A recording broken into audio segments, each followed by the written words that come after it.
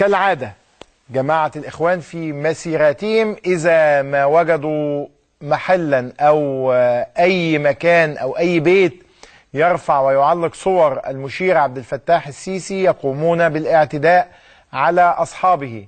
حدث ذلك أيضا في الفيوم، واحد معلق لافتة مكتوب عليها هنا نجمع توكيلات رئيس الجمهورية عبد الفتاح السيسي، أشعلوا النار في المحل بالكامل.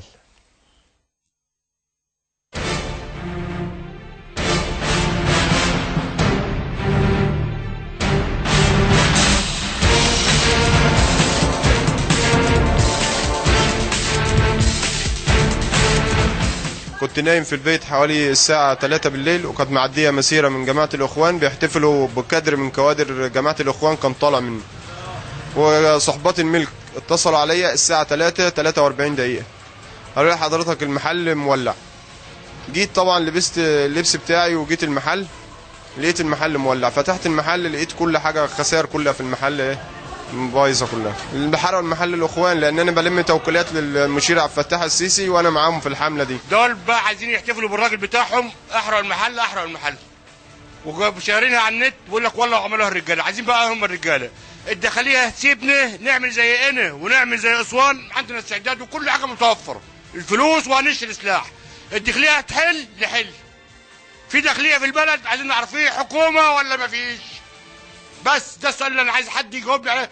وبلاغ للنائب العام، عندنا مشاكل وفساد في مركز النورس للركب وانا اهو ويجي يحقق معايا. الاخوان هم اللي حرقوا له المحل، كبوا له بنزين وحرقوه له عشان هو تبع السيسي واحنا تبع السيسي. يقول لهم منكم لله احتسبنا حزبنا الله ونعم الوكيل فيكم. منكم لله يا ابو عده، عشان ده معاه اطفال، هم معانا 4 عيال هم اطفال بيوكلهم وحالهم محترم. هنعمل ايه؟ منهم لله. مع 5 عيال، لا وراه ولا قدامه ولا فيه ولا معاه، ما فيش حاجه الا الدكان وفضل ربنا، وحسبنا الله ونعم الوكيل اللي استعد عليه وحرقوه له. اللي حصل الساعه 3 بالليل يحصل مسيره وده سيلفي ويعتبر بيرجع على يتامى، والاخوان هم اللي حرقوه، وحسب الله ونعم الوكيل. بعد المحل ده هيصرف منين؟ في الحكومه اللي في البلد، الاخوان كترت في البلد والسلاح وكله. فدلوقتي عيالنا بتموت وكله بيموت بسبب الاخوان. الاخوان هي اللي حرقوا الدكان تبع مرسي، وانا اقول من ايه لو متعايش منكم لله. الاخوان اللي حرقوا لبابا المحل. الاخوان هم اللي حرقوا بابا دكانه عشان محل صوت السيسي ما عملهمش حاجه.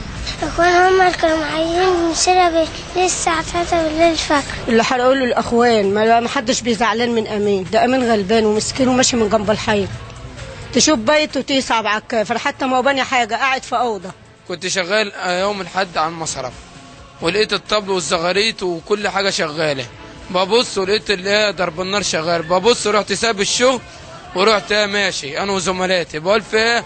لقيت الجماعه الاخوان معديين ولقيتهم عاملين ثوره وماسكين الطبل والزغاريت وعلى المصرف وضرب النار والطخطخه هنا على المصرف. رحت انا سايب الشغل بتاعه وسايب حاجتي ورحت ماشي، قلت احسن ما تجيني طلقه ولا تجيني حاجه. ببص فجاه لقيت واحد بيقول لي ادي المحل بتاع امين عاشر يتحرق. الاخوان الارهابيين هم نسبه كبيره هنا في البلد ومفيش رادع ليهم. وفي ليله حرق العربيه انا نايم الساعه 3، قمت الساعه 4:15 على صريخ الجيران ولقيت العربيه بتاعتي مولعه. فالمشكله مع النسبه الضئيله اللي موجوده في البلد من الاخوان، انما كمسلمين ومسيحيين لا، علاقه طيبه جدا كاخوه، مفيش مشاكل.